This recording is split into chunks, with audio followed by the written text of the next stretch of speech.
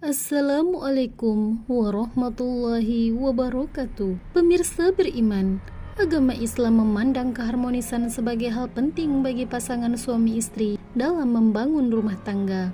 Bukan hanya tentang menjaga kepercayaan satu sama lain, banyak lagi faktor yang berperan karena membangun rumah tangga itu bukan permainan belaka. Terdapat kesakralan di dalamnya, karena bukan hanya berjanji di hadapan manusia, tetapi juga di hadapan Allah Subhanahu wa Ta'ala.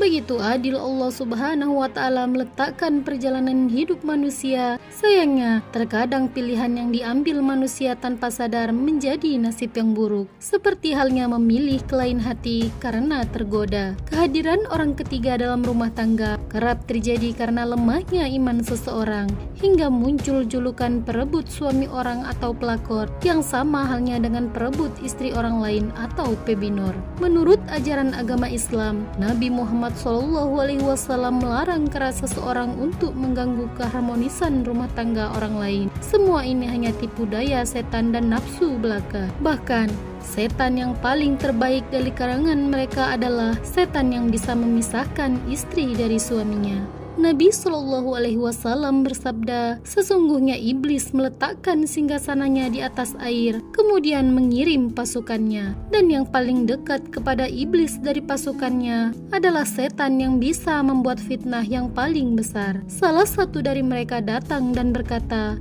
"Aku telah berbuat ini dan ini." Iblis pun berkata, "Kamu belum berbuat apa-apa." Kemudian datang setan lain dan berkata, "Aku tidak meninggalkannya sampai aku bisa memisahkan antara dirinya dengan istrinya."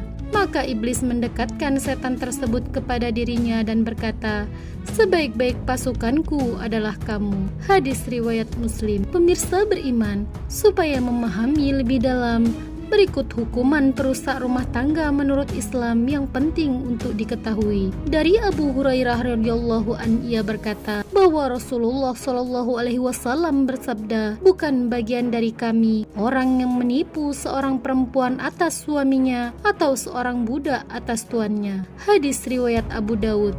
Dalam hadis tersebut, Islam jelas menilai buruk aktivitas tipu daya yang dilakukan seorang lelaki untuk menjauhkan seorang istri dari suaminya. Begitupun sebaliknya, seorang wanita yang berusaha menjauhkan suami dari istri sahnya, pelakor tidak dianggap sebagai pengikut Rasulullah SAW dan umat Islam.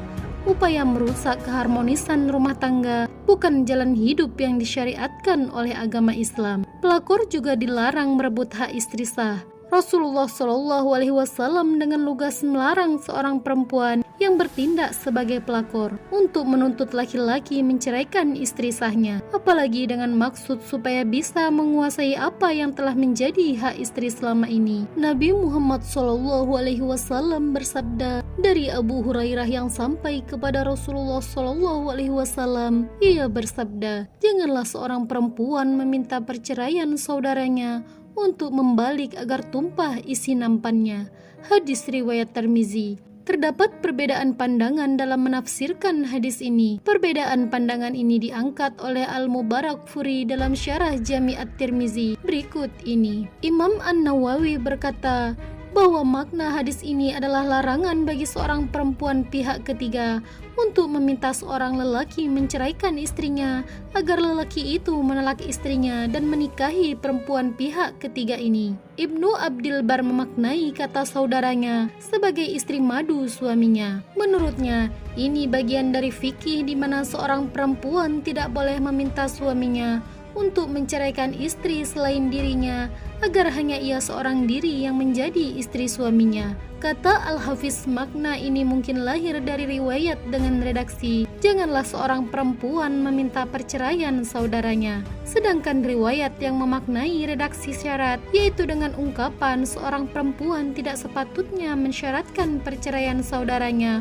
untuk membalik tumpah isi nampannya. Jelas bahwa perempuan di sini adalah perempuan yang menjadi pihak ketiga. Pengertian ini diperkuat dengan redaksi agar ia pihak ketiga dapat menikah, yaitu menikah dengan suami saudaranya itu tanpa mensyaratkan lelaki tersebut menceraikan istri-istri sebelum dirinya. Hadis tersebut menggambarkan bahwa agama mengharamkan upaya perempuan sebagai pihak ketiga atau pelakor untuk merebut suami orang lain, apalagi sampai rela memaksa untuk menceraikan istri sah sebelumnya dan merebut hak demi menguasai harta. Batasan terkait perkawinan semacam ini bertujuan untuk menata kehidupan melalui penataan rumah tangga. Pasangan menjadi tidak harmonis dengan kehadiran pihak ketiga, biasanya lebih banyak mengandung mudarat dan masalah. Pemirsa beriman, benteng diri dalam Islam bisa dilakukan dengan mempertebal keimanan. Alangkah baiknya bisa saling menjaga pandangan, hati, dan nafsu dari perselingkuhan.